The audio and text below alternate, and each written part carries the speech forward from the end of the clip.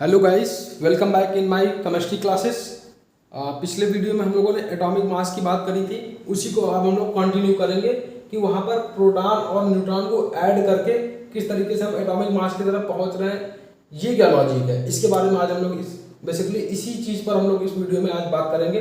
तो देखिए, फॉर्मूला आपका क्या था, A=P+N, मतलब नंबर ऑफ प्रोटॉन है, ये नंबर ऑफ न्यूट्रॉन है। तो यहाँ पर एक एग्जांपल लेते हैं, जैसे सोडियम का एटॉमिक नंबर होता है 11 और एटॉमिक मास होता है 23।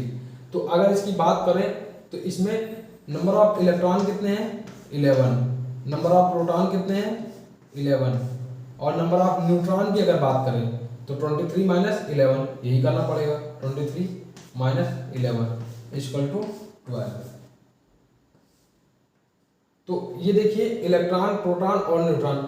और मैंने आपको एक चीज़ बताया था कि जो एटम होता है हमारा वो इस तरीके से होता है, इसकी चारों तरफ ऑर्बिट्स होती हैं।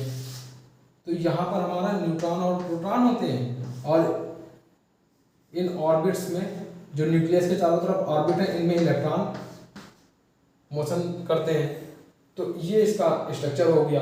तो अब स्ट्रक्चर हो गया, तो अब हम ये समझिए, अगर मास निकालना है, हमें इसका एटम का मास निकालना है, क्योंकि सिंगल यूनिट की हमने बात करी थी एटॉमिक मास की, जब मैंने डिफिनेशन दिखाई थी आपको, तो वहाँ पर हम लोगों ने एटॉमिक मास में यही लिखा था, और इसको ए सिंबल से डिनोट करते हैं। तो अगर देखिए, बेसिकली अगर किसी से भी अगर पूछा जाएगा तो यही बोलेगा कि नंबर ऑफ इलेक्ट्रॉन आपको पता है, तो नंबर ऑफ इलेक्ट्रॉन का मास और नंबर ऑफ प्रोटॉन जितने हैं उनका मास और नंबर ऑफ न्यूट्रॉन हमारे जितने हैं उनका मास, अगर सभी के मास को अगर ऐड कर दिया जाए तो ये जो मास आएगा हमारा वही होगा हमारा एटॉमिक मास, जिसे आप एमयू से अगर डिनोट करते हैं तो कर दीजिए एटॉमिक मास यूनिट, जिसकी यूनिट होती है। लेकिन अब देखिए, इस क्वेश्चन को करते हैं सॉल्व, लेकिन इससे पहले एक आपको मैं और बात बताता हूँ। एटॉमिक मास जो कैलकुलेशन है उसमें हम लोगों ने मास of proton, mass of neutron तो लिया है, लेकिन मास ऑफ इलेक्ट्रॉन को कंसीडर नहीं करते हैं। क्यों नहीं करते हैं, इसी वीडियो में आगे देखेंगे। अभी आप ये समझिए कि इस कैलकुलेशन को करने के लिए हम लोग मास ऑफ प्रोटॉन और मास ऑफ न्यूट्रॉन की हेल्प लेंगे एटॉमिक मास किसी का निकालने के लिए। क्यों लेंगे, इसका एक न्यूमेरिकली पार्ट होगा, उसको अभी थोड़ी देर बाद डिस्कस कर लेंगे, लेकिन इसका थ्योरेटिकल भाग जो है उसको अभी डिस्कस कर लेते हैं। क्योंकि ये जो न्यूक्लियस है, न्यूक्लियस हमारा रिस्पॉन्सिबल है 99.94% of the weight of atomic mass. मतलब ये न्यूक्लियस आप समझिए 99.94% जो इसका वेट है, मतलब इस पूरे एटम का जो एटॉमिक मास है वो सिर्फ 99.94% तो सिर्फ अकेले न्यूक्लियस दे रहा है। मतलब आप समझिए 0.06% से 0. मतलब 1 भी परसेंट नहीं, 1% से भी कम जो ये सारी ऑर्बिट है और सारे इलेक्ट्रॉन मिलके वो अपनी भागीदारी कितनी कर रहे हैं, मात्र 0.06% की भागीदारी कर रहे हैं। तो उस अवस्था में हम लोग क्या कर देते हैं, हम लोग सिर्फ न्यूट्रॉन और प्रोटॉन के मास को ही कंसीडर करके अपने सवाल को, अपने न्यूमेरिकल प्रॉब्लम को या एटॉमिक मास तक हम लोग पहुंच जाते हैं। तो आप अब इस चीज़ को समझते हैं हम लोग। तो सबसे पहले आप इन चीज़ों में से जो भी आपको समझ में आता है उसको नोट करिए अपनी लैंग्वेज में, फिर इसको रब करते हैं, फिर इसको आगे प्रोसीड करते हैं।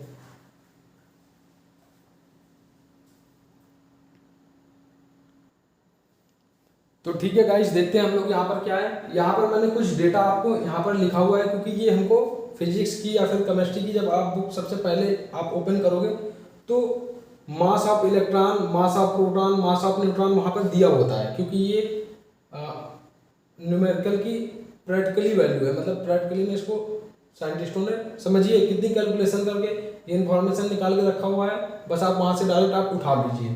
तो देखिए, mass of electron, mass of proton, mass of neutron यहाँ पर मैंने लिख लिया है। अब आप समझिए कितनी ये बड़ी गहरी बात है। आप समझिए, हम लोग एक एटम के बारे में कहाँ स्टडी करने में डर रहे थे कि एक एटम कितना छोटा होता है। 1 सेंटीमीटर के आप 100 करोड़ पार्ट करेंगे, उसमें से जाके एक पार्ट कहीं एक एटम होगा, उस एटम के अंदर कई इलेक्ट्रॉन होते हैं, कई प्रोटॉन होते हैं, कई न्यूट्रॉन होते हैं अलग अलग एटम के। तो उन कई इलेक्ट्रॉनों में से अब सोचिए इलेक्ट्रॉन कितना छोटा होगा भाई, जब एटम इतना छोटा है तो इलेक्ट्रॉन हमारा और कितना छोटा होगा। जब इलेक्ट्रॉन हमारा इतना छोटा है तो उस इलेक्ट्रॉन के मास को भी कैलकुलेट किया जा चुका है। मतलब साइंस अपनी टेक्नोलॉजी में इतनी आगे बढ़ चुकी है। उस जो प्रोटॉन उसमें है पर्टिकुलर कितने इलेक्ट्रॉन होते हैं, उन इलेक्ट्रॉन में से पर्टिकुलर एक सिंगल इलेक्ट्रॉन के मास की यहाँ पे बात हो रही है और सिंगल प्रोटॉन के मास की बात हो रही है और सिंगल न्यूट्रॉन के मास को यहाँ पर हम लोग कैलकुलेट कर चुके हैं। उस चीज़ को यहाँ पर हमने लिख लिया। अब आप एक चीज़ आप देखिए, यहाँ पर आपको प्रैक्टिकली भी आपको समझ में आएगा कि क्यों ही हम लोग नहीं लेते हैं इलेक्ट्रॉन के मास को कंसीडर, इसलिए भी नहीं करते हैं। देखिए 99.94% जो वेट था एटॉमिक मास वो किसकी वजह से था, मास ऑफ प्रोटॉन और मास ऑफ न्यूट्रॉन की वजह से। क्यों? क्योंकि देखिए इसके वेट में आप ये समझिए 10⁻⁻27, इसका वेट क्या है 10⁻31, मतलब ये 27 से भी 4 जीरो तक आगे जा रहा है। तो मतलब ये इनके कंपैरिजन में ये बहुत छोटा है। मतलब अब आप कंपैरिजन किस तरीके से निकालेंगे, वैल्यू कौन सी बड़ी है, ये वैल्यू बड़ी है, मास ऑफ प्रोटॉन बड़ा है, तो मास ऑफ प्रोटॉन में आपको ये क्वेश्चन करना है, आप कैलकुलेटर से करिए, बिल्कुल आप वीडियो पॉज करिए, वैल्यू नोट करिए और इसको जरूर करिए। मास ऑफ प्रोटॉन को आप डिवाइड करेंगे जब मास ऑफ प्रोटॉन, क्योंकि बड़ी वैल्यू है मास ऑफ इलेक्ट्रॉन से, तो ये वैल्यू आएगी आपकी 1838 समथिंग, इतनी आएगी आपकी। और सेम चीज जब ये वैल्यू भी इस वैल्यू से बड़ी है इसके कंपैरिजन में, ये वैल्यू, तो इस वैल्यू में जब मास ऑफ इलेक्ट्रॉन से आप डिवाइड करेंगे तो ये आएगा 836 समथिंग, ये आएगा 838 समथिंग। तो अब देखिए एक जब एटॉमिक मास हम लोग कैलकुलेट कर रहे थे तो mass of electron plus mass of proton plus mass of neutron ये लिखना चाहिए था हमको, क्योंकि एक एटम क्या है, एक एटम न्यूक्लियस में न्यूट्रॉन और प्रोटॉन होते हैं और इसके चारों तरफ ऑर्बिट में इलेक्ट्रॉन होते हैं। तो एक एटम तो हमारा कॉम्बिनेशन है न्यूट्रॉन प्रोटॉन और इलेक्ट्रॉन तीनों का। तो सही तरीका तो ये इस एटम के मास को निकालने का कि हम लोग इलेक्ट्रॉन प्रोटॉन और न्यूट्रॉन सभी के मास को जोड़ के तो जो मास आएगा उसको हम लोग एटॉमिक मास बोले। लेकिन उस अवस्था में मैंने आपको बताया था कि इलेक्ट्रॉन का जो मास है उसको कंसीडर नहीं करते हैं। तो क्यों नहीं करते हैं, उसका रीजन यही है। उसका रीजन ये है कि आप ये देखिए कि जो मास ऑफ इलेक्ट्रॉन है वो इसकी कंपैरिजन में मास ऑफ प्रोटॉन और मास ऑफ न्यूट्रॉन के कंपैरिजन में बहुत कम है, बहुत छोटा है एक तरीके से। अब ये समझिए जब हम 1838 मतलब 1838 जब इलेक्ट्रॉन अगर ले लेंगे और उनका वेट जितना होगा उतना वेट हमारा किसके बराबर होगा, एक प्रोटॉन के वेट के बराबर। मतलब एक प्रोटॉन का वेट अकेले उतना वेट ले लेगा जितना 1838 इलेक्ट्रॉन मिलके भी उतना वेट नहीं ले पाएंगे। मतलब लगभग 1838 इलेक्ट्रॉन मिलेंगे तब उतना वेट वो ले पाएंगे। और आप खुद जान रहे हैं जब एटम इतना छोटा है तो इलेक्ट्रॉन कितना छोटा होगा, प्रोटॉन कितना छोटा होगा, न्यूट्रॉन कितना छोटा होगा। सेम चीज आप ये समझिए, न्यूट्रॉन के कंपैरिजन में जब 1836 इलेक्ट्रॉन इकट्ठा होंगे लेकिन अकेला न्यूट्रॉन अगर खड़ा हो गया तो उसका वेट ज़्यादा होगा। मतलब 1836 इलेक्ट्रॉन का वेट एक न्यूट्रॉन के वेट के बराबर होगा।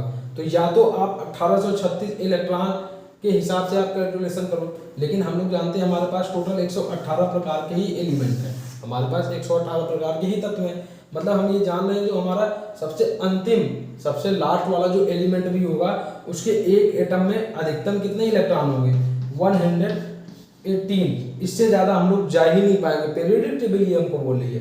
तो 1836 अगर हम पहुँचते हैं तब जाके कहीं वो लोग एक प्रोटॉन या एक न्यूट्रॉन के मास के बराबर की भागीदारी को शो कर सकते थे।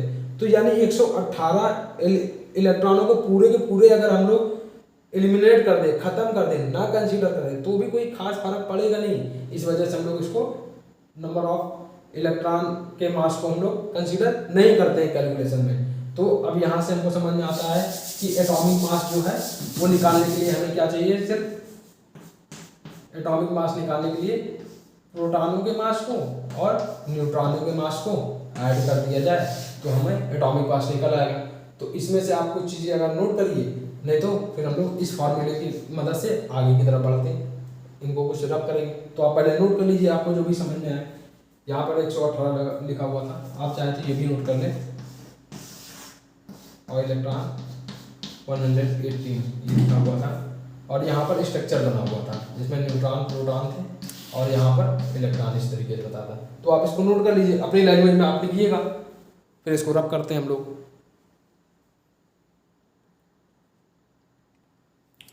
तो फिर चलिए देखते हैं हम लोग इस फार्मूले की हेल्प से हम लोग किस तरीके से एटॉमिक मास को निकालेंगे, जो इसकी यूनिट एमयू होती है, एटॉमिक मास यूनिट। तो आप ये समझिए सोडियम 11 जिसका एटॉमिक मास हमारा 23 होता है।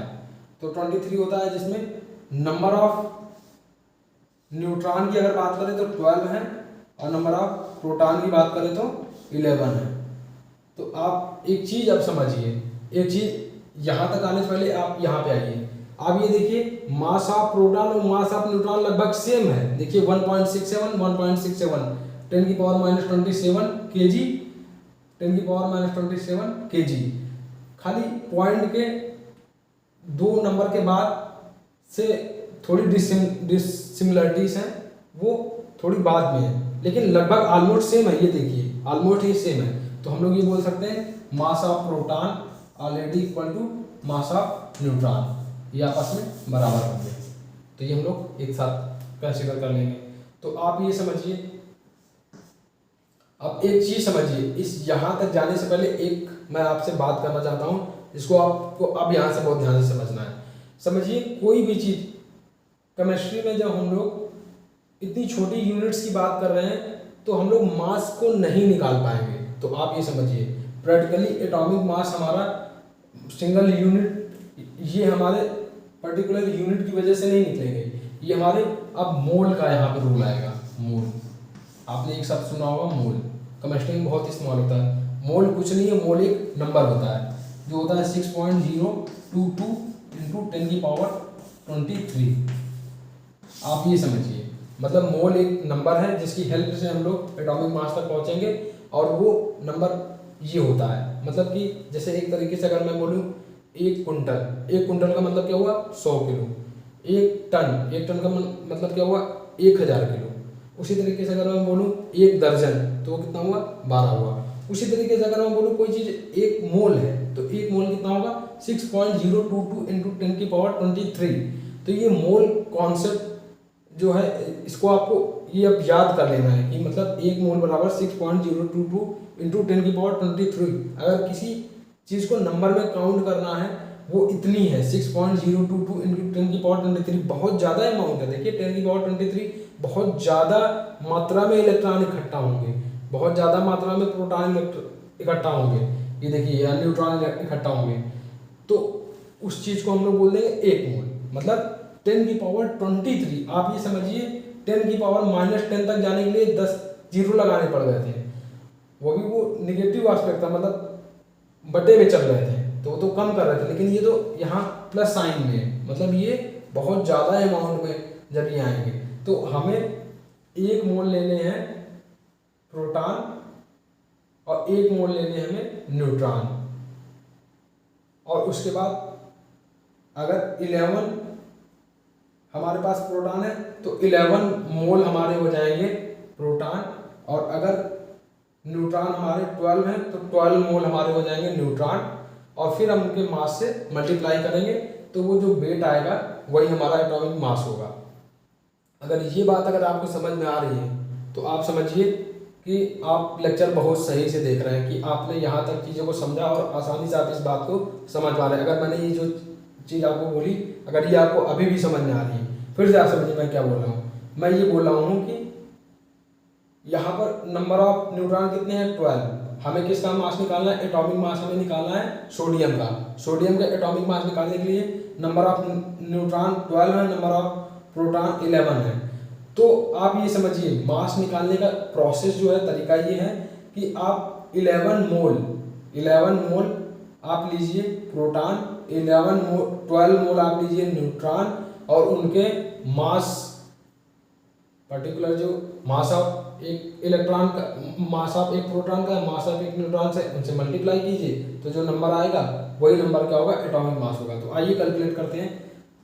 PM, मतलब प्रोटॉन कितने हैं हमारे 11 है, तो 11 लिख दिया इनटू 1 मोल, मतलब 11 मोल हमको लेने हैं प्रोटॉन, तो 1 मोल कितना होता है 6.022 इंटू 10 की पावर 23, तो यहाँ कर दिया 6.022 इंटू 10 की पावर 23, ये कर दिया।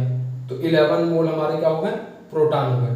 तो 11 मोल प्रोटॉन होने के बाद फिर एक प्रोटॉन का वेट कितना है, एक प्रोटॉन का वेट यहाँ पर दिया है 1.67 इंटू 10 की पावर, अब केजी में नहीं लेना है, ग्राम में चलना है क्योंकि हम लोग नीचे की तरफ जा रहे हैं, तो 10 की पावर -24 ग्राम ये लिया, प्लस अब देखिए प्लस ये वाला हो गया। अभी हमें लेने हैं नंबर ऑफ न्यूट्रॉन कितने हैं 12 मोल लेने हैं, तो 1 मोल हमारा इतना होता है, तो मोल की जगह पे ये लिख देंगे 6.022 इंटू 10 की पावर 23 इंटू फिर न्यूट्रॉन है, न्यूट्रॉन का मास कितना है उसका भी 1.67 ही है, तो 1.67 इंटू 10 की पावर -24 ग्राम, ये वैल्यू आई।